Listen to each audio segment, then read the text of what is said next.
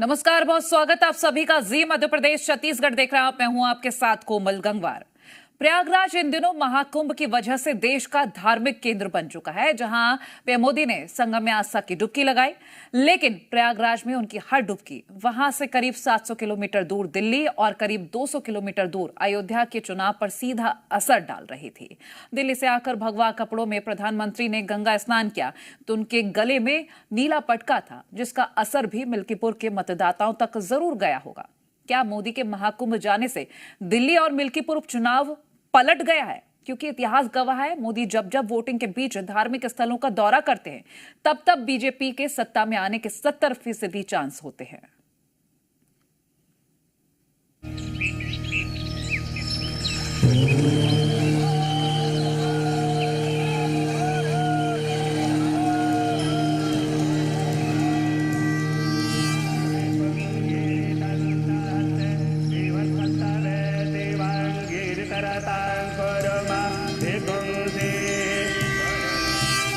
तीर्थराज प्रयाग यानी चारी पदारथ भरा भंडारू, पुण्य प्रदेश देश अति चारू। अर्थात जहां धर्म, अर्थ, काम, मोक्ष चारों पदार्थ सुलभ है, वो प्रयाग है।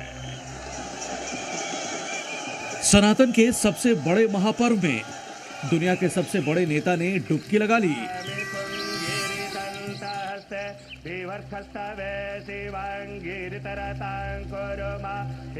जब प्रधानमंत्री नरेंद्र मोदी ने प्रयागराज में चल रहे महाकुंभ के बीच गंगा स्नान किया,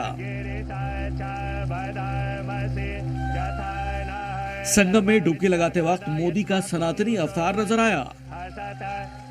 गंगा स्नान के वक्त प्रधानमंत्री ने भगवा वस्त्र पहन रखे थे। उनके हाथ और गले में रुद्राक्ष की मालाएं थीं। पीएम मोदी सूर्य को अर्घ देकर करीब 5 मिनट तक मंत्र का जाप करते रहे। जब देश की राजधानी दिल्ली में जनता वोट देने निकल रही थी, तब पीएम मोदी दिल्ली से करीब 700 किलोमीटर दूर संगम में डुबकी लगा रहे थे। जहां पीएम मोदी का एयरपोर्ट पर सीएम योगी ने स्वागत किया, फिर वो हेलीकॉप्टर के जरिए महाकुंभ पहुंचे, जहां खास बोट पर सवार होकर पीएम मोदी और मुख्यमंत्री अरैल घाट पहुंचे। इस दौरान मोदी को योगी ने महाकुंभ के बारे में जानकारियां दी। पीएम ने वहां मौजूद श्रद्धालुओं का भी अभिवादन किया। इसके बाद मोदी ने मां गंगा को नमन कर पवित्र डुबकी लगाई। महाकुंभ में मोदी ने सिर्फ त्रिवेणी में डुबकी ही नहीं लगाई, बल्कि स्नान के बाद पीएम ने मां गंगा की विशेष पूजा अर्चना भी की और दुग्धाभिषेक के साथ आरती की। प्रयागराज में आए, आस्था की डुबकी लगाई और बहुत सौम्य रूप से, कोई दिखावा नहीं, कोई कुछ नहीं, कोई प्रोटोकॉल भी कुछ नहीं देखा हमने। बहुत ही सरल रूप से आए, गंगा जी में आस्था की डुबकी लगाई और सभी साधु संत उनको आशीर्वाद और साधुवाद देना चाहते हैं। आपने देखा होगा, अगर हमें कोई पूछेगा सनातन के प्रहरी कौन है, हम कहेंगे हमारे माननीय प्रधानमंत्री जी है। आज उन्होंने पूरे भारत की जनता, पूरे भारत के श्रद्धालुओं को ये संदेश दिया कि कुंभ मेला मैं स्नान करके पूरे भारत का प्रतिनिधित्व कर रहा हूँ। हाल ही में महाकुंभ में भगदड़ मच गई थी। ऐसे में श्रद्धालुओं को दिक्कत न हो, इसलिए पीएम ने अपना कार्यक्रम बेहद सीमित रखा। मोदी करीब 2 घंटे प्रयागराज में रहे, लेकिन दिल्ली से आने से लेकर महाकुंभ में डुबकी लगाने और जाने तक उनके लिए घाट तक पहुंचने का प्रोटोकॉल कुछ इस तरह से था कि आम भक्तों को कोई परेशानी न हो। 2.5 घंटे के इस दौरे में प्रधानमंत्री नरेंद्र मोदी एयरपोर्ट पर पहुंचे, चॉपर से हेलीपैड पर आए और हेलीपैड से बोट से उन्होंने बोटिंग की और स्नान करने के बाद उनकी वापसी इसी तरीके से हो गई है। किसी भी श्रद्धालु को किसी तरह की कोई दिक्कत नहीं हुई। करीब 2.5 घंटे के दौरे के दौरान मुख्यमंत्री योगी आदित्यनाथ उनके साथ मौजूद थे, राज्यपाल आनंदीबेन मौजूद थी और दोनों डिप्टी सीएम भी मौजूद थे। लेकिन प्रधानमंत्री के इस दौरे के दौरान किसी भी श्रद्धालु को किसी भी तरह की कोई दिक्कत पेश नहीं आई, क्योंकि उनका रूट दूसरी तरफ लगा था और आस्था की डुबकी लगाने के लिए संगम नोज पर लोग मौजूद थे। मोदी 54 दिन पहले ही महाकुंभ की तैयारियों का जायजा लेने प्रयागराज आए थे। तब उन्होंने गंगा पूजन, लेटे हनुमान मंदिर के दर्शन करने के साथ ही विकास कार्यों की सौगात देकर संतों से मुलाकात भी की थी। तब महाकुंभ के जरिए मोदी ने एकता का संदेश दिया था। इस महाकुंभ का वर्णन एक वाक्य में करना हो तो मैं कहूंगा, ये एकता का ऐसा महायज्ञ होगा जिसकी चर्चा पूरी दुनिया में होगी।